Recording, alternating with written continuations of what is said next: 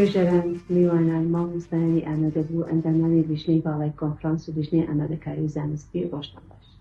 سەبارەت بە بابەتی ریفۆرمی یاسایی لە میدیای کوردی یاخود لە میدیای کوردی هەرێمی کوردستان بە بابەتێکی گرنگ و حەیەیە کە ئێمە دەبی پەنجەی لەسەر دابنین و شایانی ئەوەیە کە باس بکرێتن و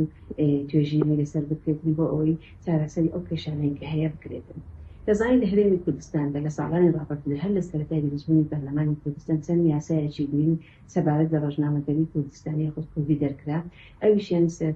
سەرەتای یاسای ساڵی 1993 هەر لە دوای دروستبوونی پەرلەمانی کوردستان ئەو کاتە ئەم یاسایە بە ڕیفۆرمێک لە بواری ڕۆژنامەگەری و ئازادیەکانی ڕۆژنامەنووس و میدیای کوردستانی دادرا کە چەند بابەتێکی گرنگی لەخۆگرت و دواتر یاسای ژمارە 35 ساڵی 2007 مان هەیە لەبارەی ڕۆژنامەگەری کوردستان. ئەمیش یاسایەکی پێشکەوتوو بوو کە لەم کاتی دەرچوو. بەڵام دایمان کێشەیەک هەیە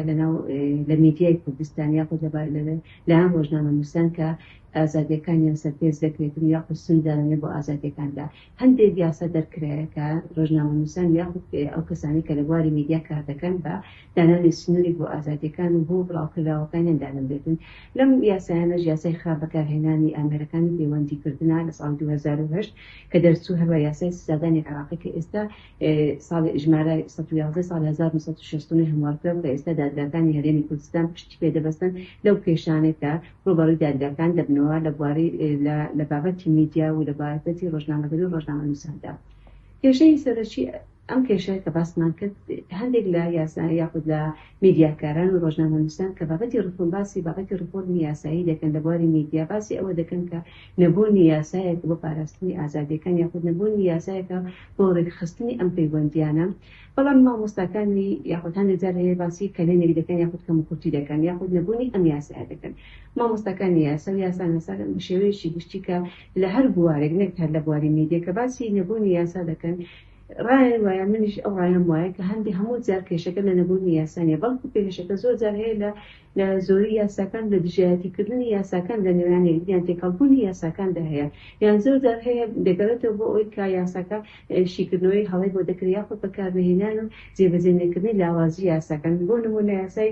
دەرماپی دەستڕاگەیشتن بە زانیاری ژمارە 2013 کە ئەمە یاسایەکی پێشکەوتووە کە لە پەرلەمانی کوردستان دەرکرا. بەڵام ڕخنەکە لێرەدایە کە لایەنی خراپی ئەم یاسای هەیە کە بەپاشی بەکارداهێن یاخود جێبەجێ نەکراوە بۆیە تووشی ئێمە ئەم کێشانە دەبینەوە. کەواتە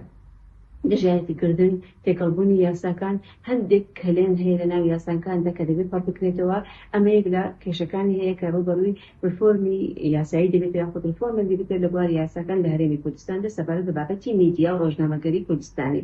ئەمە خاڵێکە. خاڵشتر ئەوەیە کە ئێمە ئەمڕۆ بەسەردەمی ژیری دەستکرد و پێشکەوتنێکی زۆر لە بواری تەکنۆلۆژیا هەیتمان دەژین. ئەم ژیری دەستکردەوە ئەم تەکنۆلۆژیایە کە لە هەموو بوارەکانی ناو کۆمەڵگا و لە بوارەکان لە هەرێمی کوردستان لە ڕەنگدانەوەی دایتەوە کە بە خراپە بیان بە باشە بێتن. بۆ نمونە ئێمە لە هەرێمی کوردستان خۆ لە وەزارەتی خوێندنی باڵا و توێژینەوەی زانستی لە ناو وەزارەتی خۆمان لە ناو زانکۆکاندا ئەمە چەند ساڵێک کە دەستمان کردووە گفتوگویەکی کراوە لە بواری ئەنجامدانی توێژینەوەی کۆنفرانس بی وەرکشۆپ بیتن گفتوگۆ هەیە لە بواری ئەوەی ئێمە چۆن مامەڵە لەگەڵ ژیری دەستکرد دەکەین نەک چۆن یعنی با بڵێن لەگەڵی کار ینی ژیری دەستکرد پەنای بۆ بینیان بۆ نەبێ نەخێر چۆن مامەڵای لەگەڵ دەکەین لە بواری خوێندن لە بواری راپۆرت ئامادەکردن توێژینەوە ئامادەکردن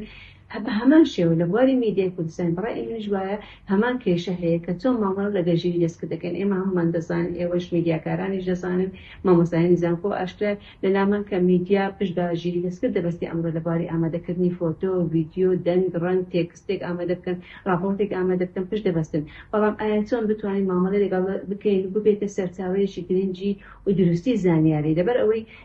کەسەکان یاخود تاکەکان لە ناو کۆمەڵگەیە ڕوبەڕووی چ دەبنەوە کە ئێمە دەڵێن کێشەی سەرەکیمان ئەوەی کە ڕۆژنامەنووسان یاخود میدیاکاران و میدیای کوردی تووشی ئەوە دەبێتەوە کە ئازادیەکانی سنووردار دەکەیت لە هەمان کاتدا کەسەکانش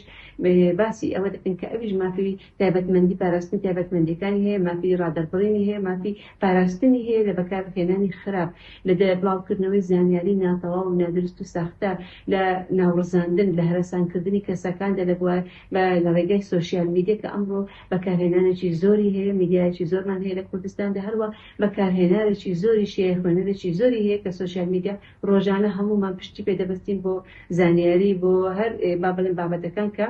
لە هەرێمی کوردستان یاخود لە هەموو بوارەکان لە هەموو دنیا دەگوزارێتن. بۆیە لێرەدا ئەمە ئەم کێشەیە سەرەکی دەبێتن دەستی لەسەر دابنین و بگەڕێن بە دوای چارەسەرکردنی. ئەگەر تەماشای دەوڵەتانی دەوری پشتمان بکەین با بڵێن بۆ نمونە وڵاتێکی وەکو میسر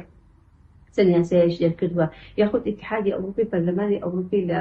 ساڵی 2022 یاسایەکی دەرکرد لە بەڕێوەبەر یاسای خزمەتگوزاری ژمارە یاخود دیجیتال سەرویسز ئەکت ئەو یاسایی کە دەرکرد لە 2022 ئەوە هەستا چی کرد چارەسەرکردنی ئەو پەیوەندیە نێوان ئەم سوشیال میدیایی یاخود ئەم با بڵێن خزمەتگوزاری ژمارەیی یاخود ڕقەمی کە پێی دەڵێن کە هەیە لەگەڵ بەکارهێنەرانی هەرچەندە لە ئەم میدیاکاران بە یاخود ئەوانەی کە لەسەر باری سوشیال میدیا ئیش دەکەن ڕۆژنامە نووسان ئەوانیش بەستێک لای دەنێن بۆ ئەوەی کە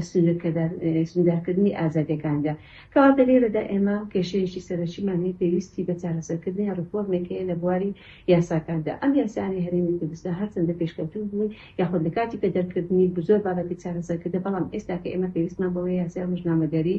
یاسای پاراستنی یاخود دەستگەیشتن دەستڕاگەیشتن بە زانیاریەکان هەروە پاراستنی ڕۆژنامە نووسان میدیا لە هەمان کاتدا پێویستی زۆرمان هەیە کە یاسایەکە یاخود هەتا بە ڕێنمایی بەڕێسا هیوادارم ئەم کۆنفرانسە چەند پێشنیارێکی گرنگ بکاتن بۆ لایەنە پەیوەنددارەکان یاخود بۆ پەرلەمانی کوردستان و لایەنی وەکو خوێندنی باڵا و وەزارەتی ڕۆشنبیری کە ڕێنمایی دەربکەن یاخود چۆن بتوانن